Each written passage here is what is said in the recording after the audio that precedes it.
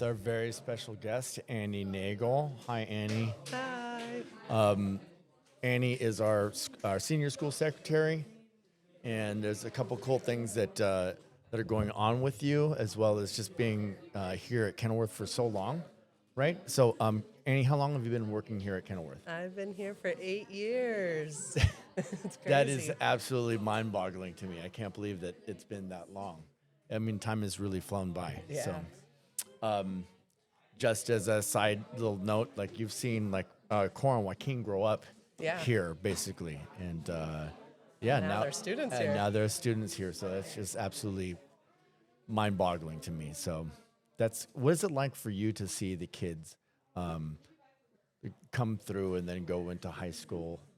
There's so much transformation that happens in these like 2 short years.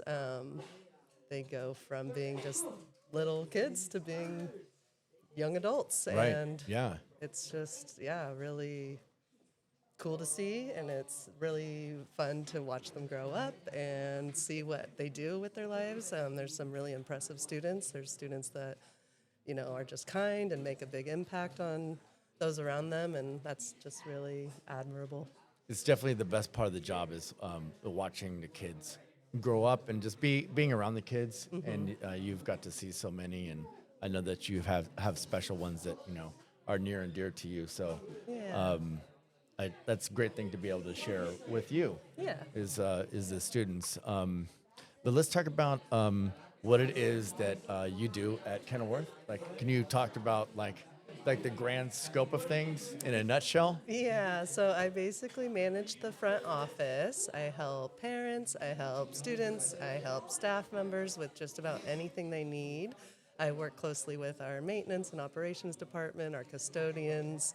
I'm the ultimate messenger. If there's tech issues, if there's classroom issues, if there's anything going on that might need attention, I go and find the person to help or people to help, or I help if I can. When we have substitutes, I'm the one setting them up. So we typically will have a couple substitutes a day. So I make sure they know where they're going and know what to expect. And I just help the principal with and the admin and counselors with anything they need. Right. So you're like the hub. Yeah, central hub. You're like the central hub. Like if something needs to be addressed, gotta go to Annie. Yeah. Right. And like, yeah, you're the person. So you've like found out a lot of stuff about like the inner workings of Kenilworth over the years. Yeah, I feel like I know this place inside and out, from the copy machines to the classrooms to the little issues that happen to how wonderful our campus and beautiful it is. I definitely have a very close relationship with this place. That's like me myself, like I'm on campus a lot, and it is talking about like how beautiful it is. Do you have any favorite spots here on campus? I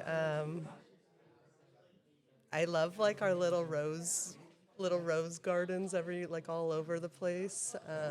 There's that tree that's over by room 28 and 29. It's just such a fun tree. I really like that tree. So I think Yeah. I kind of like this side of campus. This side of campus a little bit more. Yeah, I Yeah. just find myself gravitating over here. But there's also like a little garden over by room 2. It's like, I don't know, up there it's still super kept up. But Right. Yeah. every now and then you see some cool flowers growing out of it. And so, There are some real special spots here on the Kenilworth campus, and I like to take the kids to go check out the little spots. I don't know if you've ever noticed this, but right here in the small quad, I guess it's a star quad. Is that right? I don't yeah, know. I call it the small quad. But There is a spot in the center of it where if you are speaking, you can hear your own echo. oh, cool. And it's really a cool spot. Yeah, I'll have yeah, to- yeah. Like if you start to talk to somebody after school and you're there all by yourself, like you can clearly hear the echo. Oh, that's it's a really very cool. very interesting spot. That's fascinating. So that's really cool that you've been here for so long, and really that position is necessary to have someone in there that really knows how to to do everything that you're doing with the communication, etc. But more than that, to like know the ebb and the flow of the school, and then also to know exactly what to do. Yeah. Right. I mean, yeah. Yeah. This is what needs to be done at this moment. So the school is running better than ever right now, and it's largely because of the staff, of course, but because of people like you. And thank you for doing that. That's so And nice. well, it's true. I mean, it's totally true. And we comment about it all the time in our history department meetings. And thank you for doing such a great job. Second thing is that aside from all of this business at school, which is such a large job and like all encompassing, you do other stuff outside. Namely, you are a fisher person. What would you call yourself? I call myself a kayak angler. But Angler. yeah, angler. Okay. How long have you been an angler? When did you first start off? So I started when I was 18. Who started you off? Like, what was the My influence? boyfriend took me fishing for the first time, so I didn't come from a family that fished. It just wasn't really on my radar as something that I would be doing, and I got in a really bad car accident. And then I had a hard time getting an adrenaline rush after that. And then I tried a few different things like rock climbing and whitewater rafting. And one day I went on a hike with my boyfriend, and he was fishing, and I was watching, and he asked if I wanted to reel one in, and I took the opportunity, and it was the first adrenaline rush I had since the accident. I fell in love with that feeling, and then I just kept chasing those adrenaline rushes, which every fish after that gave me that same feeling and got the blood rushing and just kind of made me feel connected to the person I was before the car accident. Yeah. That's really cool. Any memorable catches? Yeah, so I mean, I've caught really big tuna up to 150 pounds that were taller than I am, which is kind of crazy to think, to pull in a fish on a fishing rod that's bigger than me. I've caught a really big sturgeon, like a 60-pound sturgeon on my kayak, and it towed me around the San Francisco Bay for 10 minutes, and finally got tired, and I was able to pull it up on my lap for a picture. Rooster fish on a panga in Mexico was probably one of my most prized catches. It's like a really beautiful fish with a big fan of these like long fins that just makes it really unique, and they have really pretty colors. So that was really cool. And yeah, I definitely have a whole list. I've definitely checked off a lot of bucket list fish. I feel very fortunate and lucky to be able to do that.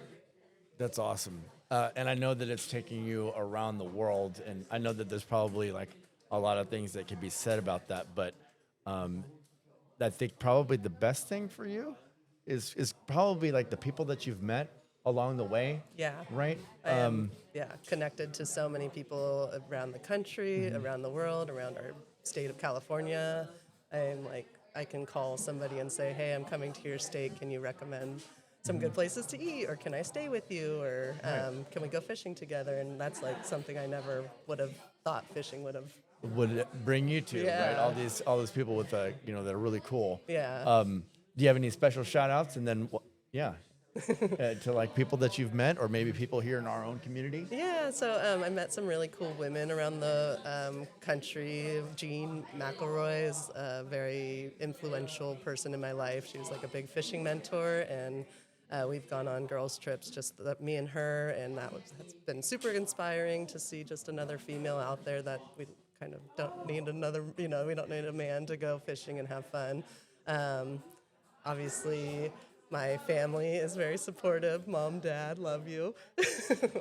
And I don't know. I feel like I have people in Mexico, like Esteban, and people in Italy. I've met a couple Antonios, and I just feel like they'll always have my back, and I feel so lucky. And then of course there's Alan and Robert Field, and the list could go on and on. I have so many great mentors in this sport. That's awesome. That's really cool. Well, thank you for joining us. Yeah, thanks for having me. Yeah, and we'll post this up on the KTV website. And Sounds good. thank you so much. We're gonna take you out with a bridge here.